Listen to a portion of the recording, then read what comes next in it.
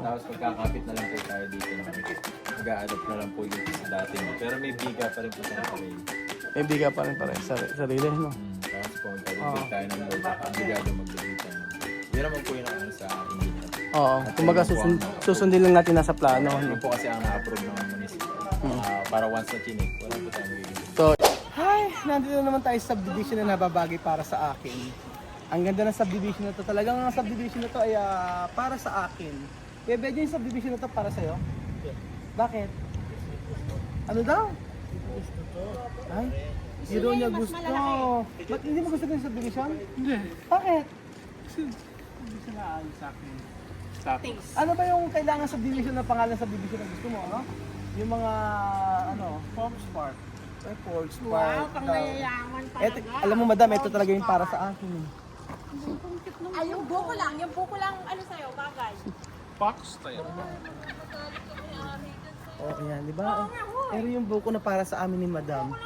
Napakasosyal ng ano na to. Buko namin to. Buko namin to. Hindi na namin kailangan umakyat. Ganda po ng mga bahay dito. Kita niyo po, ang ganda-ganda. Ayan po, ngayon po ay nandito po tayo sa isa sa subdivision dito sa Antipolo na napakagaganda. Walang mga bakod. At saka kita niyo naman po yung mga daan, wala pong masyadong bako-bako. Medyo pa siya. Medyo rough lang yung mga Rough. bakod-bakod, pero Medyo rap. Mag-serve ka? ano? Gusto mo mag-aral mag-serve? Mag-waiter? Hindi, sabi ko ngayon yung mga daan ka ako, ayan, medyo hindi siya bako-bako. Tapos? Tapos medyo malinis. Malinis siya. Oh, malinis. Malinis siya, hindi siya madumi. Hindi siya madumi. Ganyan po. Kaibiganin mo na yung may-ari ng buko. Bakit? Para makahingi tayo. Bahay. Ilaw pa yan. Ano? Ha? Ilaw pa ba yan? Oo, Hindi, makapuno lang yan. Bago pa lang. ay, iba yung amoy. Alam mo na. Amoy. Mother, Ano moy? alam mo na. Baka naman utot mo Magsiya lang na yun. tayo. Ikaw na. Ikaw lang naman nagpapakuloy sa akin. Hindi kasi yung pala. So for today's video mga amigo, natin po tayo at tignan niyo po yung ilang araw. May papakita ko po sa inyo yung kinaibahan po ng renovation sa Basal po. Papakita ko. Guys, tara, pasok kayo sa aking munting tahanan dito sa may forestry. Asa ba tahan? Forestry. At papakita ko sa inyo ang kaibahan. Asan si Margie? Ayun. Nakasakay. Pagsisimula po ng ating ating construction, ito po siyempre kailangan po natin ng ganyan. Ayan. So kaya hindi ko na nga magsabi. Hindi ko alam, wala ko alam sa net. Ayan. Alam ko ito, tawag ito trapal. Sa Ano? Bicol, trapal. Trapal. So siyempre para hindi maka-istorbo sa kabilang bahay, ganun po. O, pasok po tayo. Paano ito? Graba. Graba. In English? In English, Graybell. gravel. Gravel. At dito po sa part na ito, meron po. Graba Gravel. O, gusto mong bilisan ng lakad. Akala ko naman nag-hunti-hunti ka kasi. Alright, Yang eto na. hiya naman ako So, sa sa part po na to, meron po tayo dito na tinatawag na lunch. Which is munggo. Gamot sa rayuma. At meron pang malunggay. Ay, gusto kong tanongin kay Marvin. Dito ka din ganito. Yung mga bakal ba sa bibig? Bakal sa bibig. Ay, kagaya ba ng bakal na to? Ano lang po yan? Bakit pag naka-brace ka lang? Kasi po, ganyan po. Ewan ko. Kasi po, ganyan po yun. Eto kasi tingnan, papakita ko sa inyo. Yung bakal, ang ginagamit talaga, pag mga second floor, ganyan po kalaking bakal. Usually naman po, nagbe-base naman po tayo lagi sa engineer. Sa engineer. O kung ano po yung binigay nila na pina-approve natin sa plano.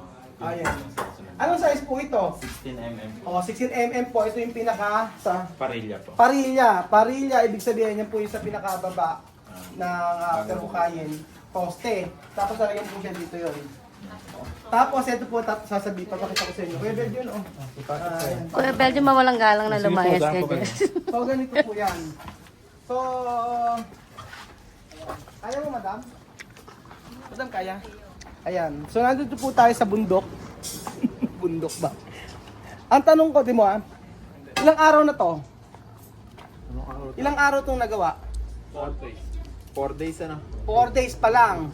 Pero nakita niyo po yung sa may, ito basal po. walang kahit anong inayos. Ay, walang tinanggal, walang tinibag. Yung sa may Cavite po natin, nakita nyo po, 1 linggo na mahigit. Ulan. Isang linggo mahigit, nagbabagbag pa sila. Tingnan nyo po, ganyan po siya kabilis kapag kabasal. Ito nga po, nakapagbuhos na sila, o ayan. Buhos na po lahat ng post. Ayan, nakabuhos na yung mga poste lahat. Bali, ang poste na gagamitin ay ilan? Siyam. 1, 2, 3, 4, 5, 6, 7, 8, 9. O, siyam. Kasi second floor ano? O, second floor. Ganyan po siya. Tingnan nyo. Extension lang yan ha. May second floor, di ba? O, may second floor. Tapos, ang tanong ko Marvin ito. Kita mo yan, no? Tanong niya si Aba kung papayat pa. Aba! Aba ka! Ikaw taga-hukay? Ha? Ikaw taga-hukay? Parang sabi nga na, humihina na raw yung hukay mo. Sabi ni Marvin eh. Ha? Siya nga lang humukay lahat ng safety tank na saan. Kaya nga, si Aba. Ilan taon ka na ba, Aba? 27. Kayang-kaya pa.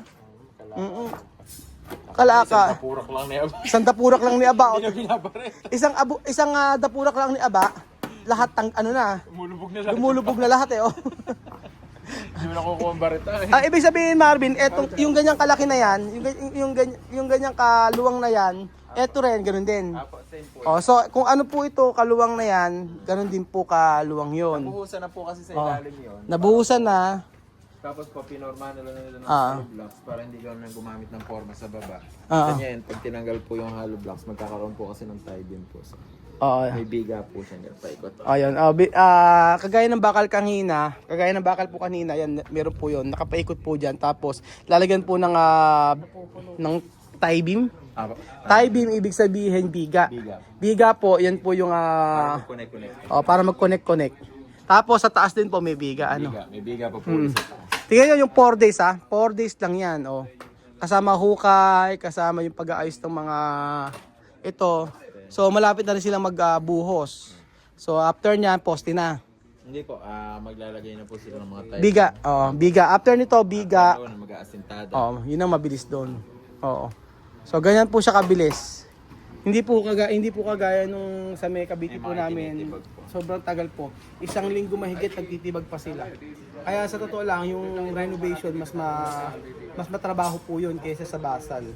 Base po sa na-experience po namin. Lalo na pagkakalimbawa ay yung bahay na tinibag napaka tigas yung mga semento tsaka yung bakal kasi tatagalin nyo isa-isa. Sisipin nyo yung 4 days na nagawa yan. Ganyan siya kabilis. Ilan lang silang gumagawa dito? 8.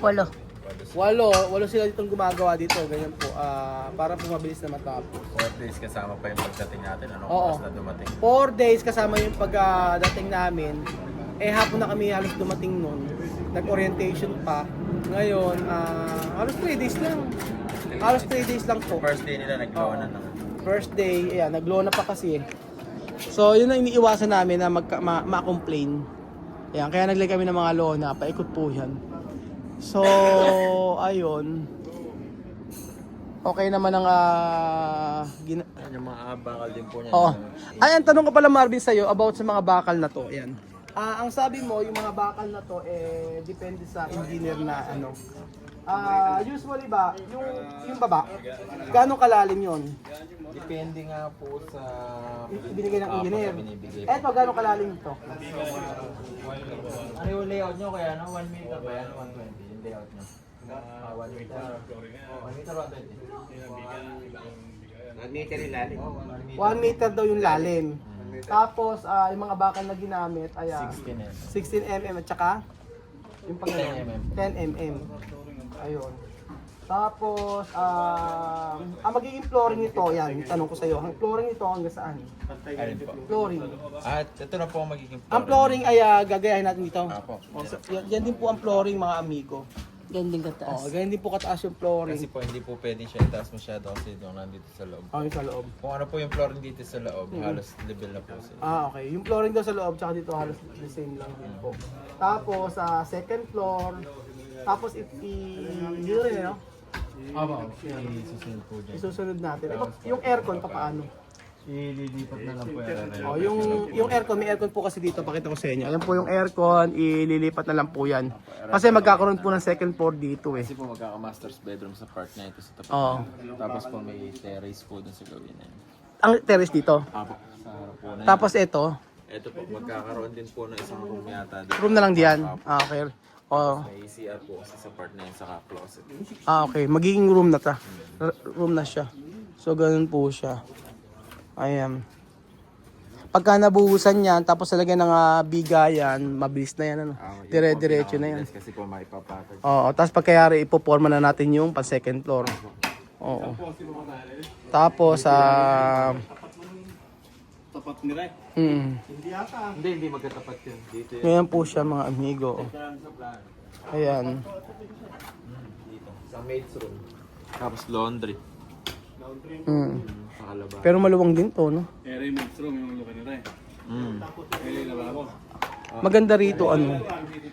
Maganda po rito, mga amigo, ano, na... Tawag doon? Maganda rito ay sa paggawa po, yung nakita ko na lumuwang siya. Lumuwang po yung space niya. Tapos, may, ano Marvin? Pag nagkaroon ng second floor to, maluwang na, no? Mas malaki po ang ilalaki nito. Oh, mas malaki yung Bala ko pa po sana isa-suggest kay Tita Joyce kasi po, ito po magiging bago po yung pintura. Ah, Bala ko po sana, pati po yung ano kasi po, para hindi kaya maiwan. nyo po din sa kabila. Oo nga eh. Yung pagpintura po siya, pinabuo na po nila. Ito po kasi natin medyo Oo. Kumbaga, nakaiwanan. kailangan na baguhin na rin yung pintura, ano? Pero yung bubong na gagamitin natin, hindi ganito. Hindi po. Yan po kasi, ano po yan, yung Ano siya yung mga semento. asbestos po yan, yung parang espalto po. Asphalto. Apo. Ang gagamitin natin ay long span na po lang. siya, pero ganyan design din po. Sige, long span po ang gagamitin natin diyan. Ayan. So magkakaroon natin ng ano, ng second floor dito.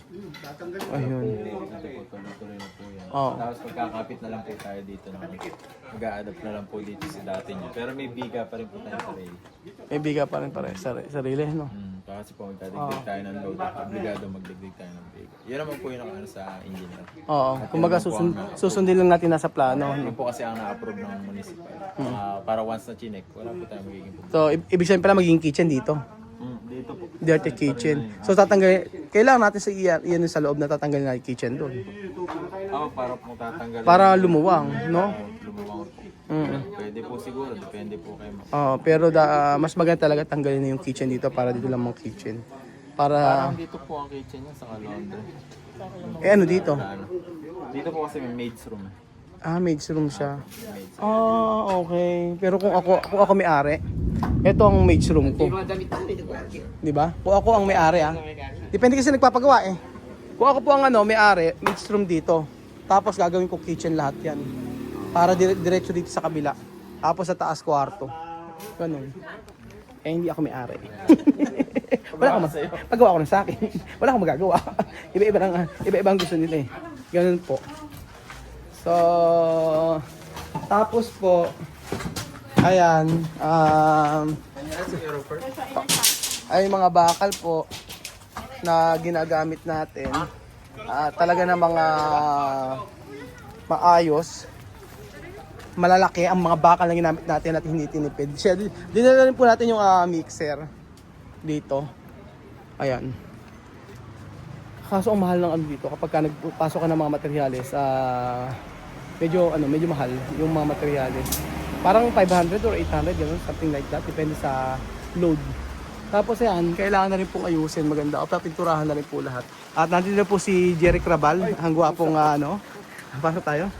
Ayan.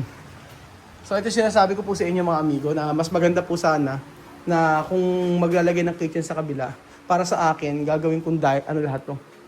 Living room, tatanggalin ko po to, tapos sa kabila na. Para ang luwang po. O, diba?